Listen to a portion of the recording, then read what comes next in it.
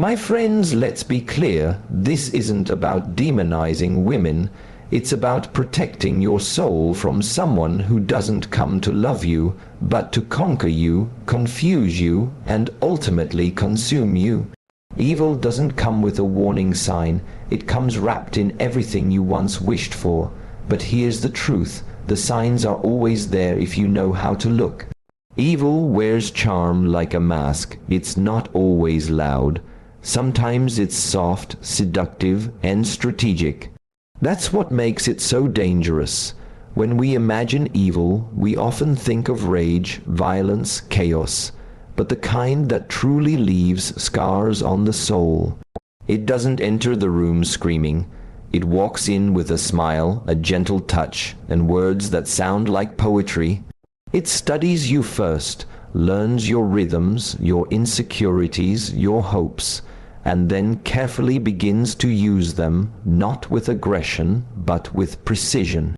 You won't even notice it at first. That's the strategy. Charm is the perfect disguise. It disarms you.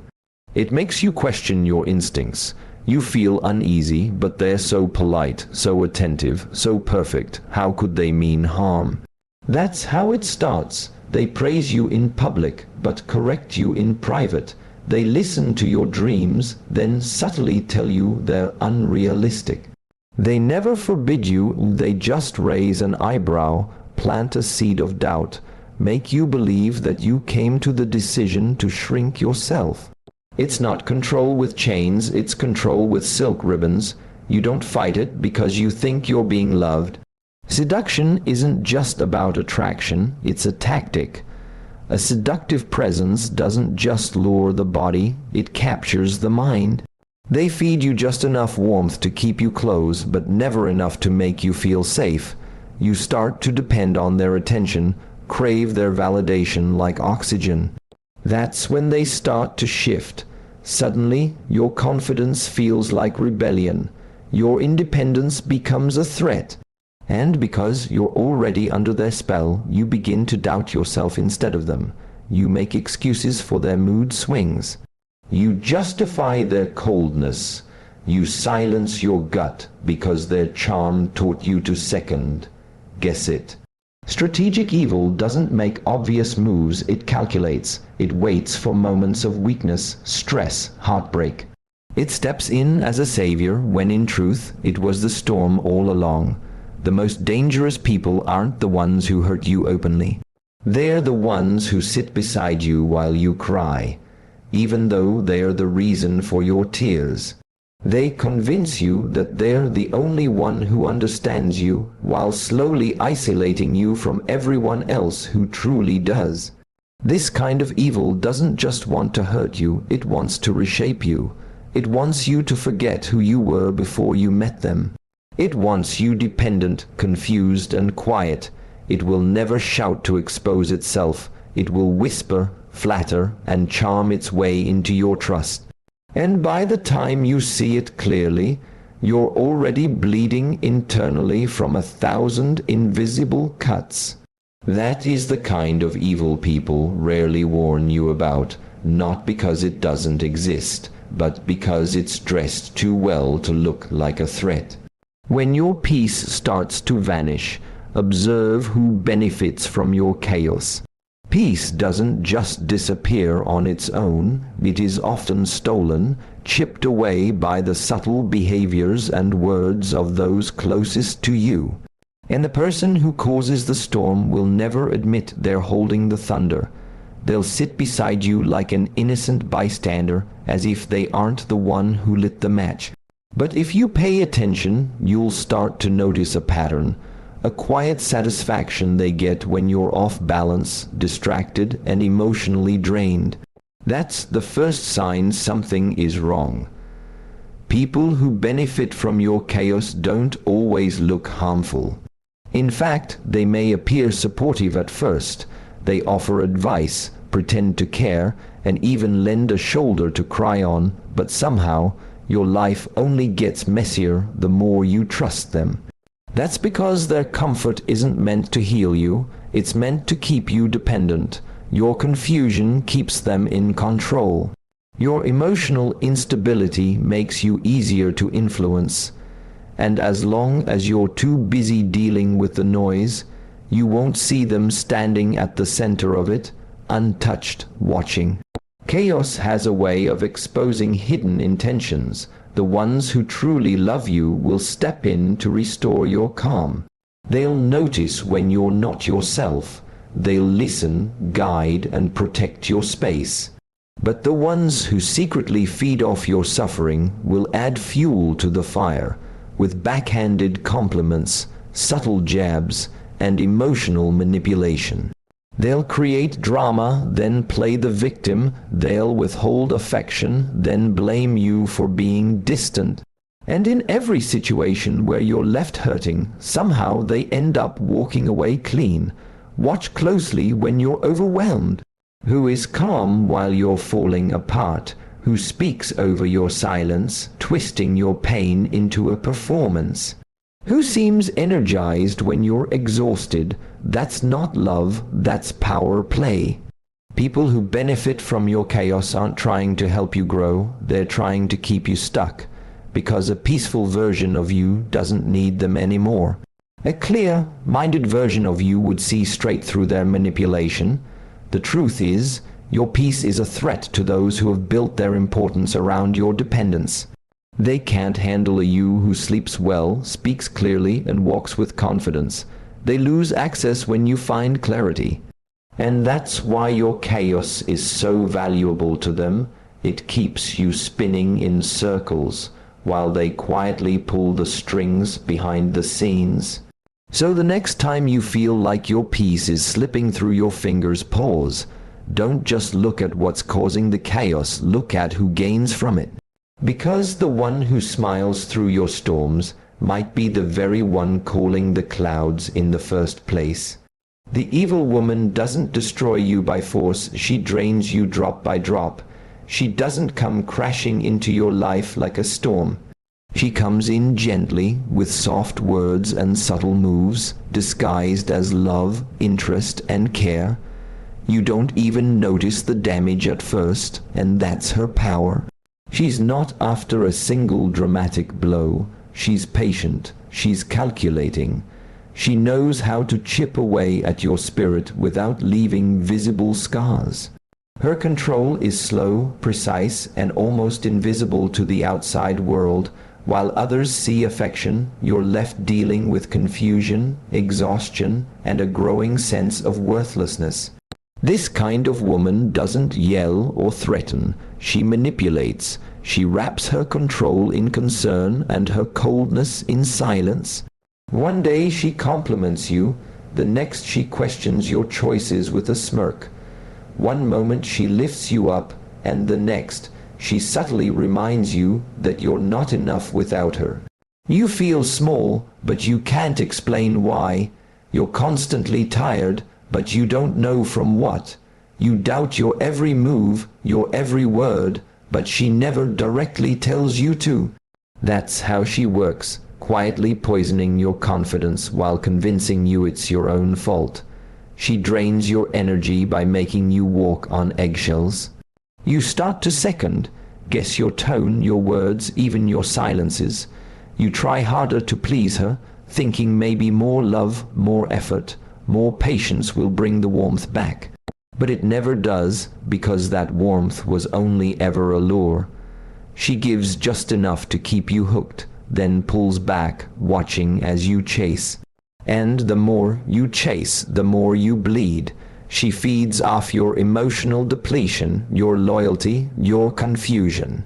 The more you love her, the more power she has over you. What makes her dangerous is her ability to twist reality. She doesn't need to raise her voice. She simply reframes the story. Suddenly, you're too sensitive. You're too demanding. You're the one ruining everything. She makes you believe that you are the source of your own suffering. And while you're caught in that loop of self-blame, she's sipping control like it's wine, calmly, elegantly, without breaking a sweat. Eventually, your spark fades, not all at once, but slowly, quietly.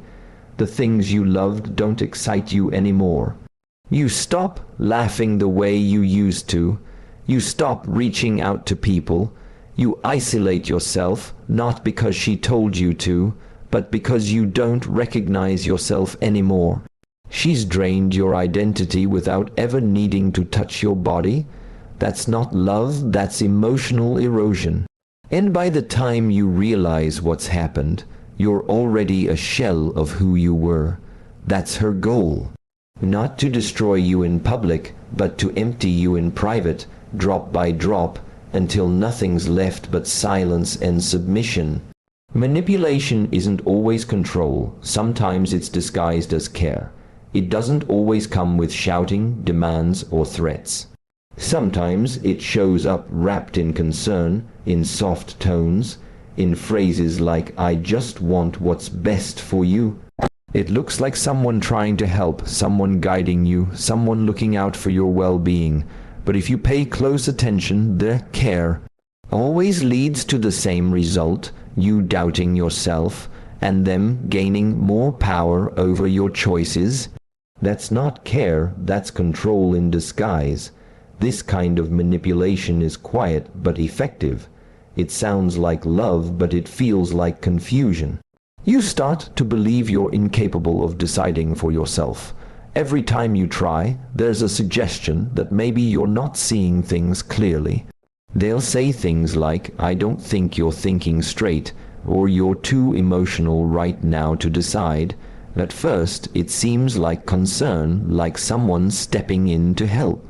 But over time, you stop trusting yourself. You look to them for every answer. You begin to feel small, unsure, even helpless, not because you are, but because they've slowly taken away your confidence under the mask of protection. What's worse is how convincing they can be. They may not even raise their voice. They don't have to. Their control is hidden in advice, in softly delivered warnings, in backhanded compliments. They may suggest that certain people in your life aren't good for you, not because they genuinely care, but because they want you isolated, easier to influence, easier to own. And when you question them, they'll respond with hurt, making you feel guilty for even doubting their intentions.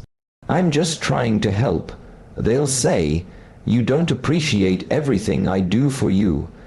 Now, you're not just doubting yourself, you're apologizing for your intuition. Manipulation through care is one of the most dangerous forms because it teaches you to second-guess your instincts in the name of love.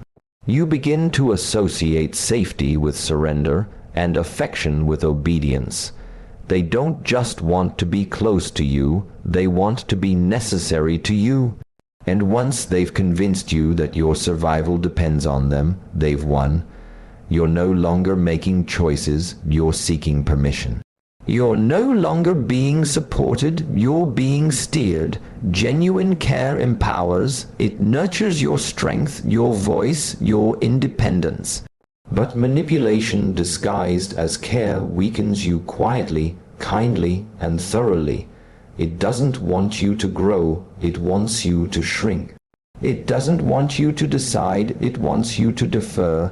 So, listen closely to the people who say they care for you. Do you feel stronger after they speak or smaller? Do you feel seen or just managed? Because the difference between love and control can be hard to spot when manipulation wears the mask of kindness. A woman who makes you doubt your worth is the most dangerous threat to your spirit, not because she attacks you directly, but because she undermines you slowly, in ways so subtle you can barely name them. She doesn't shout your flaws, she highlights them in moments you're already feeling low. She doesn't tell you you're not enough, she simply reacts as if you're always falling short. And over time, you begin to internalize those reactions. You start to wonder if you really are too sensitive, too quiet, too loud, too slow, too much, or not enough. That's how the damage begins, not with a blow, but with a whisper. She may never insult you outright, In fact, she might compliment you often, but only in contrast to others, or only when you behave the way she wants. You're so smart, unlike most people, or you're attractive, just don't let yourself go. Her words always carry a condition, a warning, a reminder that your value is provisional. It's never full, it's never safe, and the more you try to earn her approval, the more it slips through your hands. She creates the illusion that love must be earned, not given, that worth is measured by how well you meet her standards, not by who you are when you're alone with your soul. The most damaging thing she does is make you forget how whole you were before she entered your life. You look in the mirror and see someone uncertain, someone asking questions you never used to ask. Am I enough? Am I lovable? Am I broken? And while you wrestle with those doubts, she plays innocent. She pretends to be supportive, but only when you break down. She wants to be the rescuer of the wounds she created. That way, you never stop needing her, because every drop of healing depends on her presence. That's not support, that's spiritual entrapment. And when you finally start to see the truth, she'll flip the script. She'll say you've changed, you're ungrateful, you're impossible to please. That's her final weapon, guilt.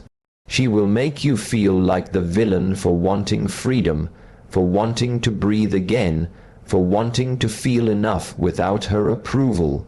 She will convince you that walking away is betrayal, not survival. That's why she's so dangerous, not because she harms your body, but because she slowly kills your spirit.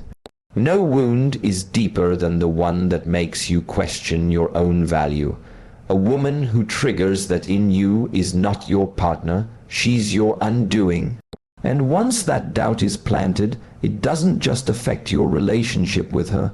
It follows you into your work, your friendships, your dreams. You shrink yourself in places she doesn't even exist. That's the legacy of someone who made you feel unworthy. It haunts you long after she's gone. Evil doesn't shout. It whispers, it calculates, and it always demands without giving.